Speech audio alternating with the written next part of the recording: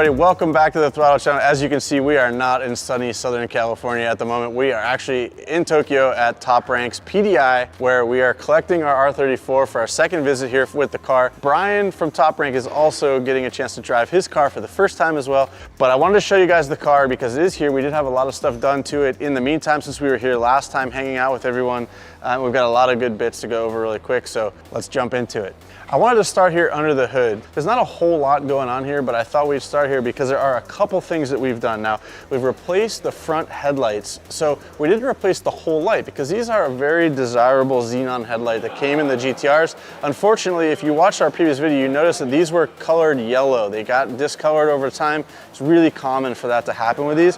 We've replaced the lenses, a couple $100 versus $7 grand to replace headlights. I'll take that any day of the week. They look brand new now and I'm super happy about it. We also added the Nismo carbon fiber cooling plate.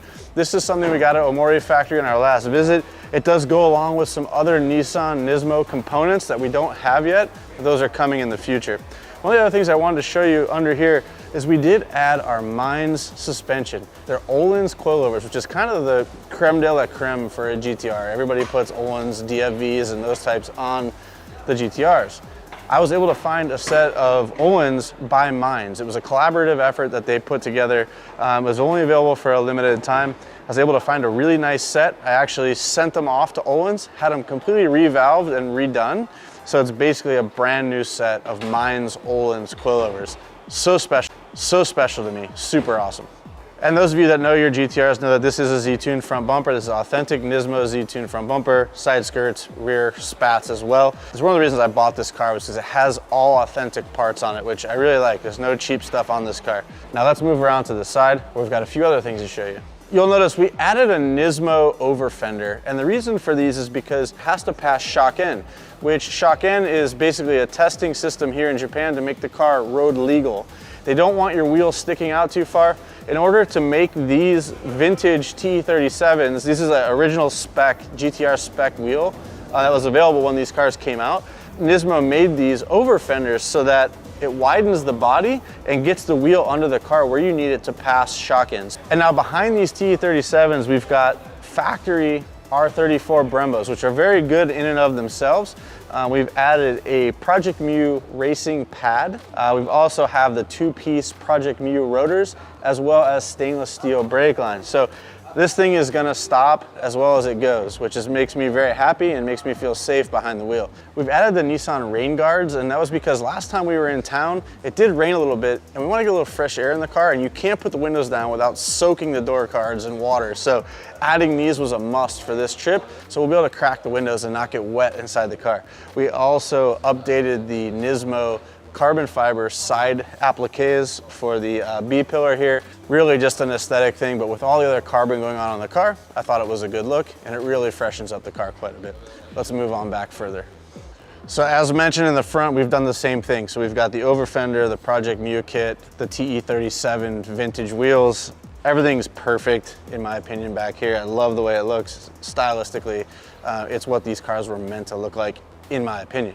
We have the Nismo LED taillights inside the factory housings here. So you don't really know those are Nismo until they go on. They are LED. Again, I mentioned we have the Nismo body kit on this car underneath. We've got our auto select risers. We've got our Nismo dry carbon blade that was just recently added. And we've got our Fujitsu Legalize R exhaust, which again is a Shock-N part. We would typically want to run something a little louder, but for Shock-N we have to run something that passes the tests. Back here we have the Nismo, this is Omori factory's tow hook that they make. This is only available to purchase at the factory, or people sell them sometimes secondhand online on auction, but we did buy this brand new at Omori, which I thought was really fun and cool. So aesthetically on the outside, I'm really happy with the way it looks and how it's gonna function, but let's check out underneath it. Let's get it in the air.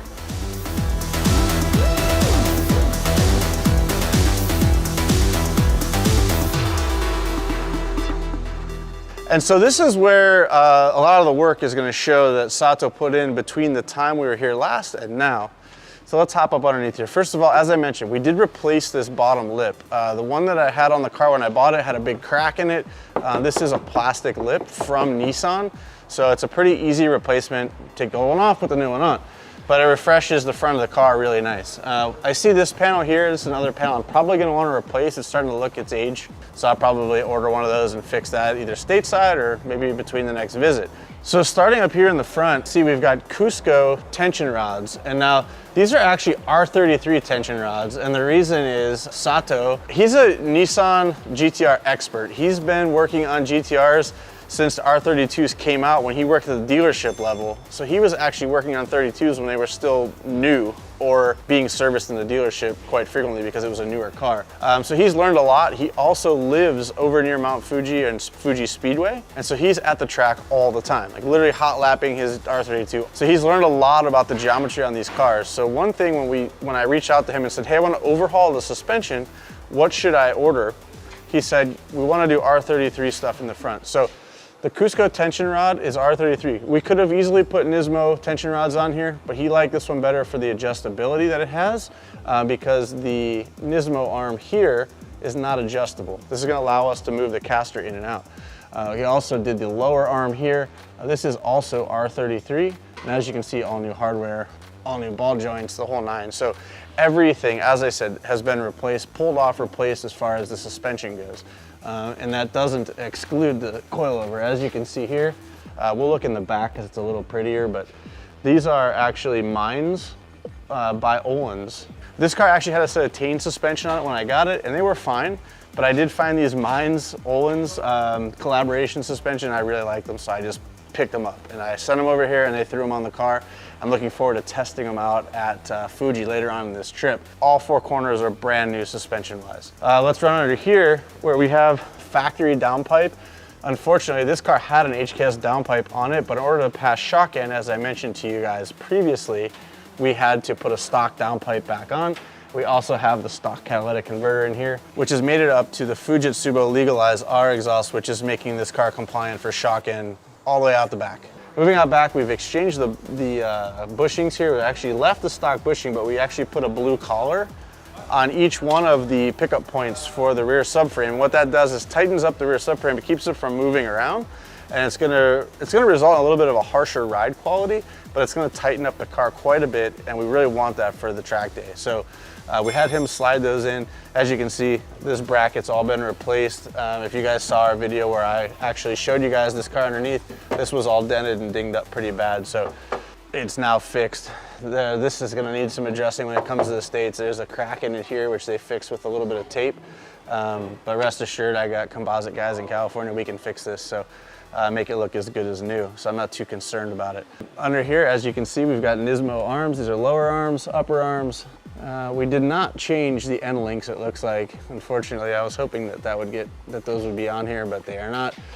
So we'll do those, we'll address the end links later. I think the bushings look fine, so I think they're gonna be okay. We've got Project Mu stainless steel brake lines mated to our stock R34 GTR calipers that have Project Mu pads and rotors. So this thing should stop pretty good. And as you can see, there's our coilover, which is really cool because at the ride height that we have this car at, we actually had to add a helper spring to this car to make it sit right. There's a lot that actually went into this, believe it or not. And that's one of the things I love about the services here at Top Rank is you can buy a car here, but not only are you just buying a car, they're actually gonna service the car for you before you take it. So you know you're getting a good car that's gonna be reliable for you.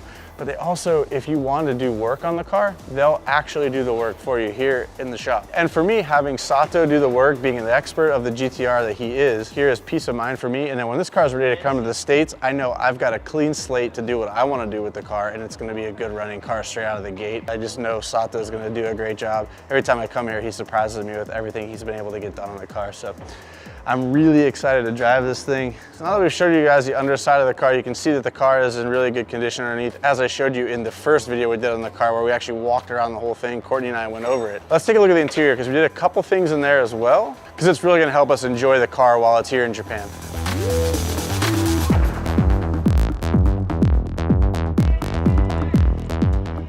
All right, well, moving into the interior, we added some Nismo floor mats. This car had actually a really good set of GTR R34 mats in it, and we're gonna keep those. I'm gonna take those back with me and put them in storage for now. We're gonna run these Nismo mats because they're still available and I can buy them whenever I need to. I want to keep the original mats in good shape. So we tossed those in while I was gone. Sato put them in. You guys know this car had Recaros in it when I bought it, so they're brand new, which is pretty awesome as a kind of a come up. In the meantime, since we were here last, I was also able to locate a Nismo gauge cluster for this car. It's not a rare item by any means. They are available out there. They've become very expensive though. New, this part costs like in $600 to $800 price range. On the used market, they're about $2,000 for a gauge cluster. So having one of these is actually pretty cool upgrade for the car. I like it has white gauge faces to match the outside of the car. Lights up in the factory illumination. Also, when we were at a Mori factory on the last trip you guys saw, I picked up a brand new R34 GTR key, which my car was missing. All I had was this valet key, which is kind of a bummer. When you buy an R34 GTR, this key is one of the cool things you get with it. So I bought a new one, and in the meantime, they've keyed it, and it now works in the car. Awesome. Also, a lot of cars that are bought secondhand here in Japan have a lot of electronics added to them. For whatever reason, people in Japan love to add electronics to their cars. I had Sato go through this car. He removed all of the extra wiring and bits on here that I didn't want anymore. Turbo timer, a lot of old technology stuff that was just taking up space in here and just didn't look good in my opinion. This car looks a lot cleaner now without it, and I'm happy about that. A couple of maintenance things that he did in the meantime also is he replaced these moldings for me. These moldings had shown a lot of wear from somebody getting in and out of the car. They had tears and rips and holes in it, so that's all new here. We also had him replace the wing mirror area as well because this was a cracked part. The nice thing is the 34s, a lot of this stuff is still available at the dealer level, so ordering this stuff isn't that difficult. Now, I've taken it upon myself to start ordering a lot more parts for the 34 in the States. I have a whole room stockpiled full of, I have a whole new center console, stereo surround I'm collecting now, so that when this car comes to the States, I can pull all this apart and put all brand new parts in. I also brought along something really special.